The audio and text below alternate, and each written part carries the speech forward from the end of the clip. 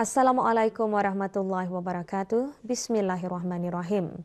Bersua lagi dalam rancangan Mingguan Dunia Asia. Perdana Menteri New Zealand merupakan pemimpin pertama negara itu yang mengadakan lawatan rasmi pertama ke Myanmar minggu lalu. Di Manila, aktivis mengadakan perhimpunan bagi memperingati ulang tahun ketiga pembunuhan beramai-ramai ke atas 57 orang termasuk 31 orang wartawan di wilayah selatan Filipina. Manakala polis rusuhan Thailand melepaskan gas pemberih mata bagi menghalang kumpulan pembantah dari memasuki tapak perhimpunan di Bangkok Sabtu lalu. Ikuti laporannya bersama Ali Marsal Haji Yahya. Perdana Menteri New Zealand, John Key, menjadi pemimpin pertama negara itu yang mengadakan lawatan rasmi pertama ke Myanmar Khamis lalu, di mana beliau dialu-alukan oleh Presiden Myanmar Thein Sein di ibu negeri Myanmar, Naypyidaw. Key tiba sejurus selepas Presiden Amerika Syarikat Barack Obama yang mengadakan rundingan dengan pakar reformasi Sein dan mengadakan pertemuan dengan pemimpin pembangkang Aung San Suu Kyi awal minggu ini. Semasa mesyuarat dengan Thein Sein, Tuan Key mengesahkan semula sokongan New Zealand terhadap penyatuan semula Myanmar ke dalam masyarakat antarabangsa yang lebih meluas. Beliau mengumumkan pakej bantuan sebanyak $7 juta untuk membina keupayaan penternakan tenusu di Myanmar. Manakala dana percuma telah disumbangkan oleh New Zealand bagi beasiswa dan latihan bahasa Inggeris bagi para pegawai. Sebahagian dari pakej tersebut juga disalurkan sebagai bantuan kemanusiaan di wilayah Rakhine, di mana kekacauan antara puak telah menyebabkan ramai penduduk kehilangan tempat tinggal dan terpaksa keluar dari kampung halaman mereka. New Zealand berharap akan meningkatkan penglibatan politik dan diplomatiknya dengan Myanmar dengan mewujudkan kehadiran seorang diplomatik di Myanmar pada tahun hadapan. Kira-kira 200 aktivis mengadakan perhimpunan di Manila bagi ulang tahun ketiga pembunuhan beramai-ramai ke atas 57 orang termasuk 31 orang wartawan. Pembunuhan beramai-ramai pada tahun 2009 di wilayah selatan Maguindanao sangat mengerikan dalam sejarah Filipina yang wilayah selatannya dicemari oleh kekacauan politik dan pengganasan. Pada 23 November 2009, satu konvoi kenderaan yang bertujuan mengadakan kempen bagi Ismail Manggudan Datu, seorang calon pembangkang bagi Gubernur wilayah, diserang hendap oleh kira-kira 100 lelaki bersenjata di sebatang lebuh raya yang sunyi. Para mangsa dibawa ke atas bukit, dipisahkan menjadi kumpulan lelaki dan wanita dan kemudian ditembak menggunakan senjata berkuasa tinggi pada jarak dekat. Beberapa orang wanita diperkosa sebelum dibunuh. Ramai yang dibunuh hidup-hidup dalam sebuah kubur bersama banyak mayat. Orang-orang yang didakwa melancarkan serangan adalah keluarga ampatuan. Para penunjuk perasaan membawa spanduk dan keranda dan menggesa supaya keadilan diberikan kepada keluarga mangsa pembunuhan.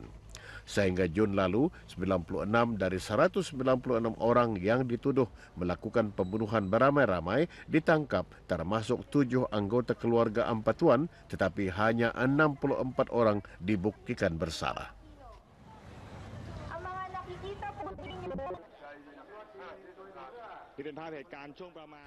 Polis rusuhan Thailand melepaskan tembakan gas pemedih mata bagi menghentikan kumpulan pembantah anti kerajaan dari memasuki tapak perhimpunan di Bangkok Sabtu lalu.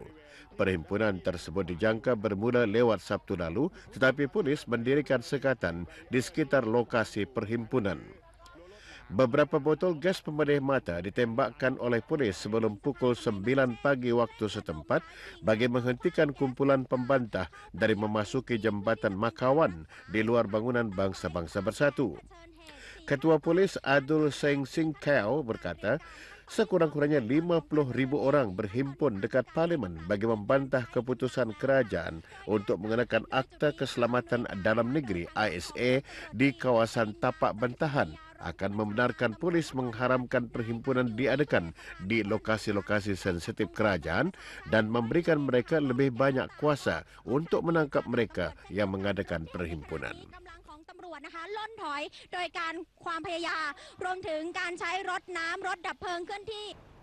Siasatan awal menunjukkan bahawa kebocoran gas berkemungkinan menjadi punca ledakan maut di wilayah Shanxi, utara China. Para pengunjung di restoran berkenaan berkata mereka terhidu bau gas sebelum ledakan berlaku, tetapi siasatan mendapati tidak ada silinder gas yang meledak semasa insiden tersebut berlaku. Pihak berkuasa berkata semua mangsa yang cedera kini berada dalam keadaan stabil. 14 orang terbunuh, manakala 47 yang lain cedera dalam ledakan di sebuah restoran yang paling ramai pengunjung di utara China. Ledakan tersebut menyebabkan restoran 2 tingkat itu ranap dijilat api. Ledakan tersebut juga menyebabkan kedai-kedai dan kenderaan yang berdekatan mengalami kerosakan.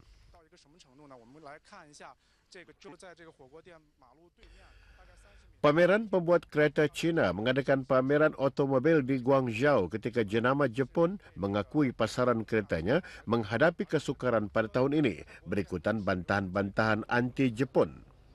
Pada tahun 2010, jualan melonjak 35%, tetapi pertumbuhan hanya mencecah 2,5% tahun lalu berikutan kemelesetan ekonomi. Tahun ini, pasaran tersebut dijangka tumbuh sebanyak 5%.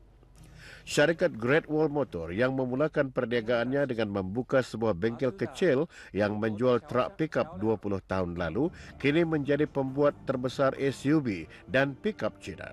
Tetapi jualan kereta dari negara jiran Jepun terjejas selepas bantahan-bantahan yang meluas mengenai kepulauan Laut Cina Selatan yang dipertikaikan pada bulan September lalu apabila kumpulan penunjuk perasaan menggesa supaya barangan dan kenderaan Jepun dipulaukan. Syarikat Nissan Motor, syarikat Honda Motor, syarikat Toyota Motor Corporation dan Mazda Motor Corporation mengalami kerugian besar kepada 17% berbanding 19% pada hujung bulan Ogos lalu. A long time before any of these issues occurred, and we have just continued to do that, and it's been through great products.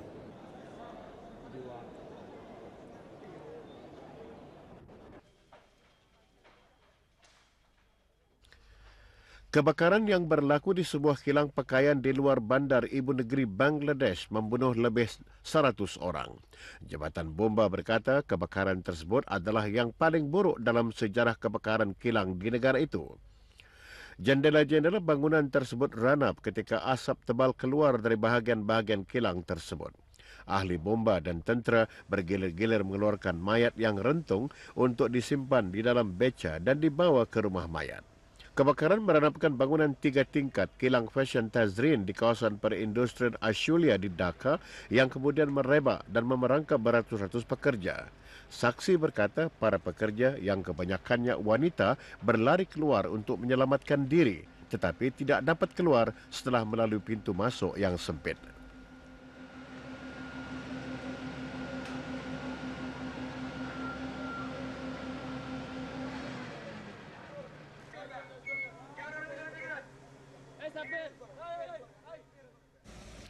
Juga di Bangladesh, sebuah jajantas yang masih dalam pembinaan roboh di barat laut Bangladesh membunuh sekurang-kurangnya 11 orang dan mencederakan berpuluh-puluh yang lain.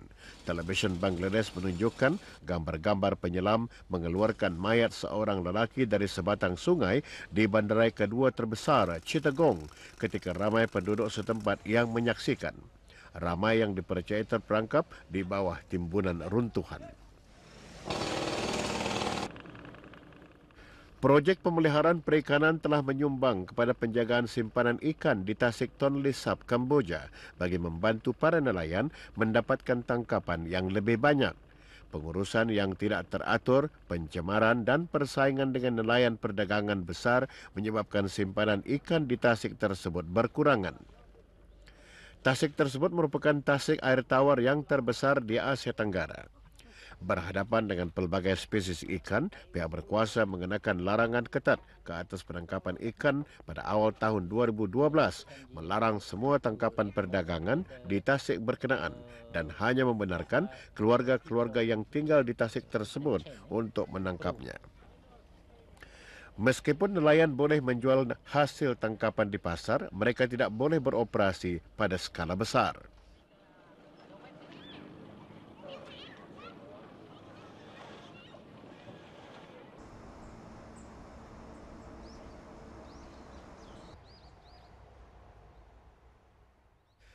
Bandaraya Suwon, Korea Selatan telah membuka apa yang ia sifatkan sebagai taman kebudayaan tandas pertama di dunia dengan mempamerkan barang-barang purba bagi tandas, fakta-fakta lucu mengenainya serta taman seni ukir yang ditujukan kepada mereka yang bercangkung. Di Taman Budaya Tandas yang terletak 45 km ke selatan Seoul, tempat yang selalunya menjijikkan tidak lagi menjadi perkataan kotor. Bahkan ia diraihkan sebagai hasil seni dengan ramai pengunjung yang mengambil gambar dan bahkan bergaya di sepanjang seni ukir itu. Museum yang mempamerkan perubahan-perubahan tandas mengikut sejarah telah menerima pengunjung sejak dibuka pada bulan Julai lalu.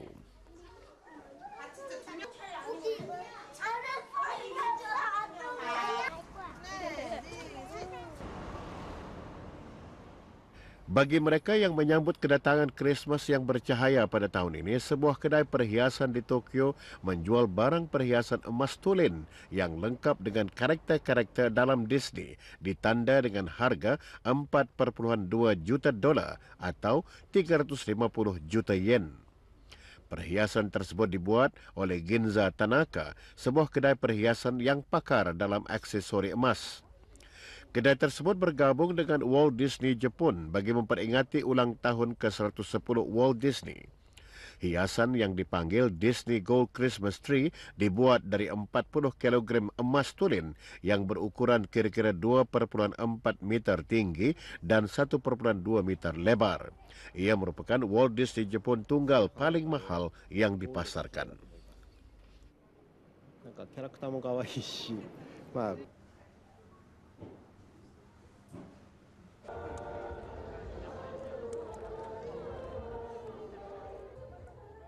Wilayah Lopburi mengadakan jamuan bagi lebih dari 3,000 ekor monyet Ahad lalu dalam pesta tahunan memberikan penghargaan kepada haiwan tersebut.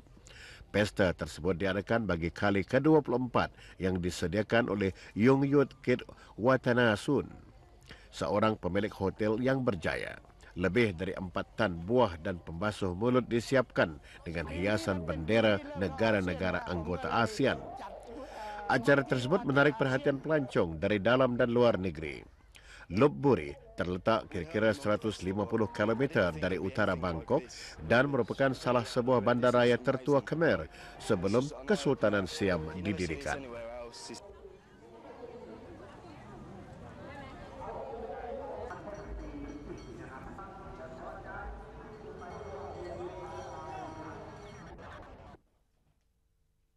Kepulauan Sandy di barat Laut Pasifik terpampang dalam banyak peta dunia tetapi didapati tidak wujud. Sekumpulan ahli sains dari Universiti Sydney yang mengkaji tektonik memutuskan untuk mengunjungi kepulauan tersebut. Kepulauan Sandy muncul dalam kebanyakan peta global tetapi tidak wujud dalam peta kapal pelayaran mereka. Apabila mereka tiba di kawasan tersebut, mereka hanya menemui laut koral. Peta-peta yang digunakan oleh para saintis adalah berdasarkan World Vector Shoreline Database dan CIA serta Google Earth. Kini para saintis tersebut mengemas kini peta Earthbite mereka sendiri tanpa Kepulauan Sandy. Selain mendapati yang Kepulauan Sandy tidak wujud, pasukan tersebut mengutip contoh-contoh dari salah satu kawasan timur Laut Coral yang jarang dijelajahi dan dapat mencatat lebih dari 14,000 km persegi lantai laut. Wide, which is much larger than any of the nearby islands which do exist.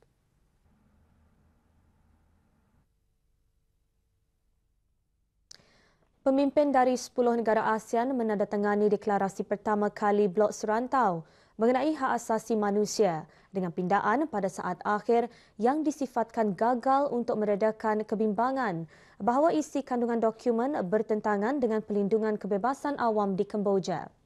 Di Malaysia pula mencuci tangan merupakan amalan kebersihan yang penting bagi setiap orang.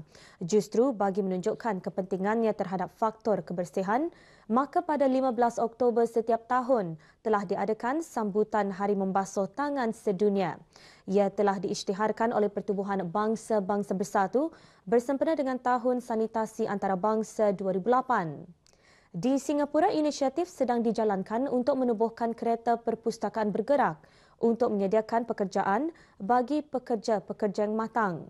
Ini adalah projek terbaharu oleh Majlis Pembangunan Masyarakat Timur Utara dan Lembaga Perpustakaan Negara. Dan usaha memperkasa pengajaran dan pembelajaran seni kraf tempatan dalam kalangan anak muda, Perbadanan Kemajuan Kraf Tangan Malaysia mengambil inisiatif menganjurkan bengkel kraf warisan seni anyaman rotan bersama adik guru kraf yang diiktiraf. Ikuti laporannya dalam segmen Jendela ASEAN bersama Ali Marsal Haji Yahya.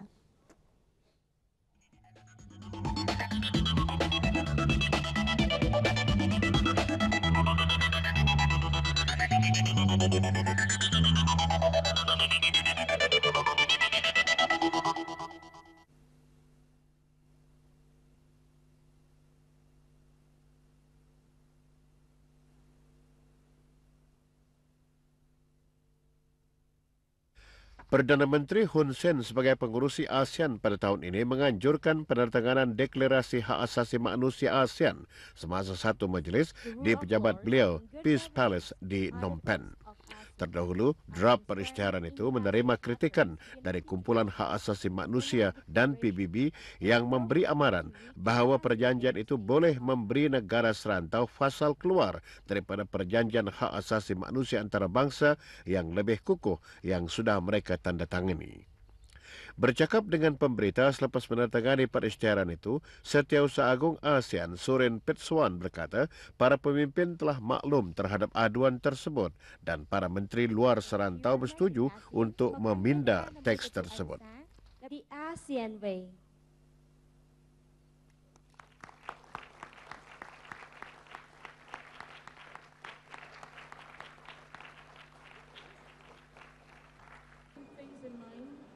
Today's the Global Handwashing Day. This initiative is not only timely, but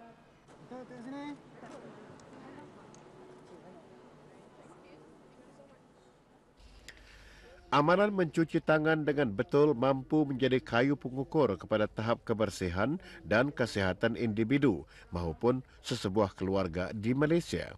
Masyarakat biasa mengambil mudah amalan membasuh tangan menggunakan teknik betul, menyebabkan kebanyakan mereka terdedah kepada penyakit berjangkit berbahaya. Mencuci tangan menggunakan sabun adalah antara cara paling berkesan dan murah mencegah penyakit ceret-beret dan radang paru-paru. Malah penyakit seperti HFMD, H1N1, selsema, demam dan banyak lagi penyakit berjangkit lain dapat dicegah dengan amalan mencuci tangan cara betul, terutamanya selepas menggunakan tandas atau sebelum mengendalikan makanan. Berdasarkan tinjauan secara purata, tangan manusia menjadi tempat pembiakan 150 spesies bakteria yang berbeza, sementara 80% jangkitan disebarkan melalui tangan yang kotor.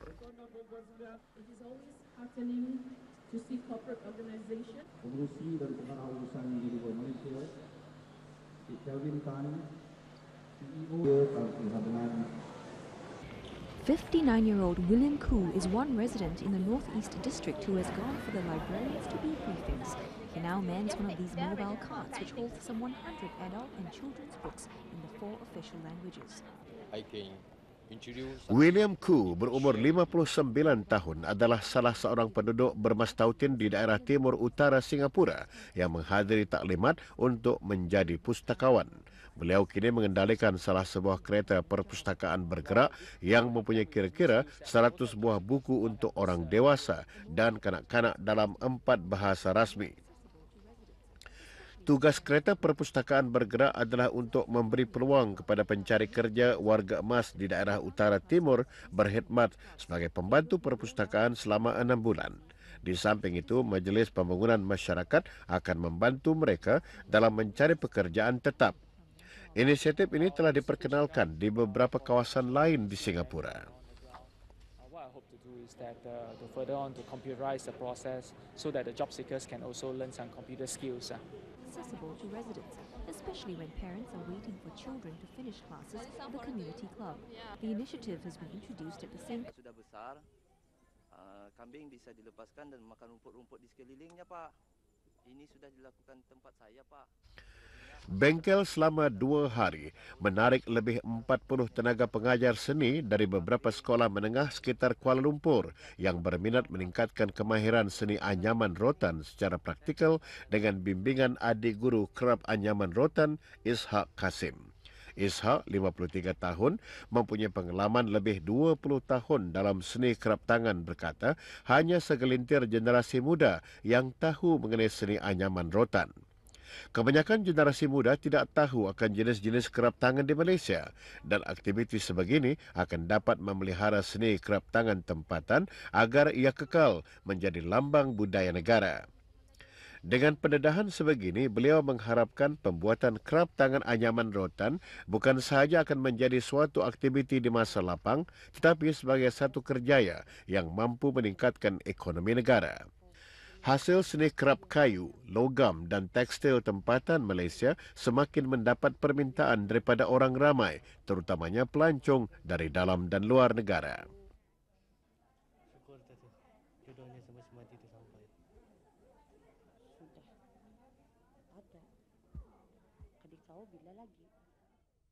Dengan bahan-bahan itu tadi edisi Dunia Asia minggu ini sampai ke penghujungnya. Bersua lagi minggu depan dengan bahan-bahan yang lebih menarik. Sehingga itu, Assalamualaikum warahmatullahi wabarakatuh. Salam hormat dan selamat malam.